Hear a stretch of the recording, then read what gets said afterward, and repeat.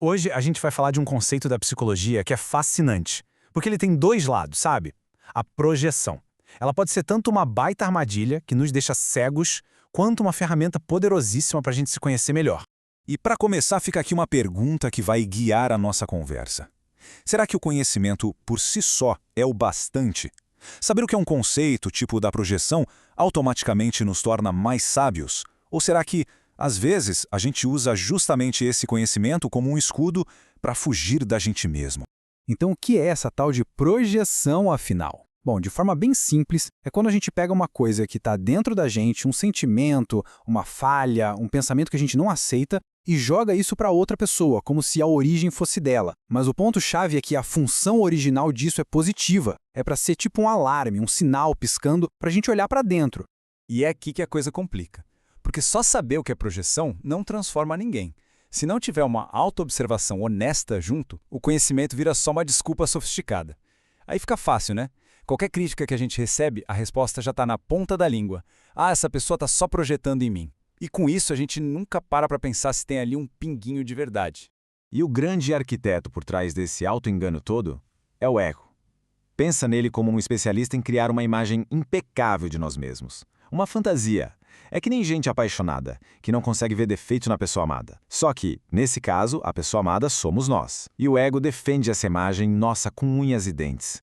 E olha só esse mecanismo em ação. Na nossa fantasia, a gente é perfeito. Mas aí vem a realidade na forma de uma crítica e bate na porta. Para proteger a fantasia, o que o ego faz? Ele inverte o jogo na hora.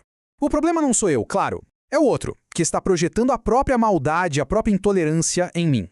E essa inversão acaba nos colocando nesse lugar de santos injustiçados. A gente passa a ver quem nos critica como um pobre coitado, cego pelos próprios defeitos. Enquanto isso, a gente segue completamente cego para a nossa própria hipocrisia. É a armadilha da projeção na sua forma mais perigosa.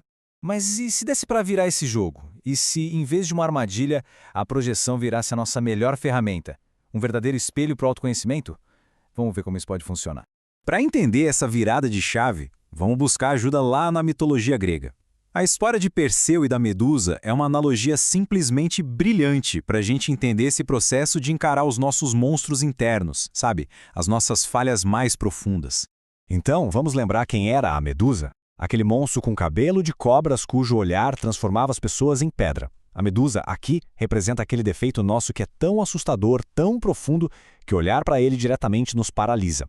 O olhar petrificante dela é como o nosso ego quando dá de cara com uma verdade dolorosa. Ele congela, ele nega, ele foge.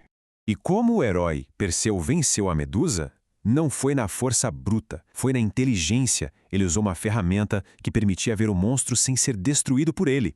Um escudo de bronze bem polido que funcionava como um espelho. Se a gente trouxer isso para a nossa vida, o caminho fica claro. O monstro são os nossos defeitos. O escudo é a outra pessoa que, com uma crítica ou até um comportamento, reflete esse defeito de volta para a gente. A ação heróica é ter a coragem de olhar para esse reflexo, analisar e, com isso, decapitar a falha, ou seja, entender e conseguir lidar com ela. E aqui está o detalhe mais importante de todos. Perseu não usou o escudo para ficar se admirando para se achar bonito. Ele usou o escudo de forma estratégica, para analisar a ameaça. Do mesmo jeito, a gente deve usar o espelho dos outros para uma autoanálise honesta, e não para ficar reforçando aquela nossa imagem fantasiosa. Isso tudo nos leva a uma verdade bem fundamental sobre a condição humana. Para a gente se conhecer de verdade, a gente precisa de um reflexo que venha de fora. Tem uma citação de um monge budista que resume isso perfeitamente. A gente consegue observar o mundo inteiro, mas existe um ponto cego que é fundamental: nós mesmos. Nossos olhos simplesmente não conseguem se ver. É uma verdade tão simples, mas tão profunda. Para saber como é o nosso próprio rosto, a gente depende de um espelho. E para conhecer o nosso rosto interior, a nossa mente, a regra é a mesma. E é aqui que tudo se conecta. As outras pessoas, com as reações e as críticas delas, funcionam como esse grande espelho. Aquilo que nos irrita, que nos ofende em alguém, muitas vezes é só o reflexo de uma medusa que vive aqui dentro e que se recusa a ser vista.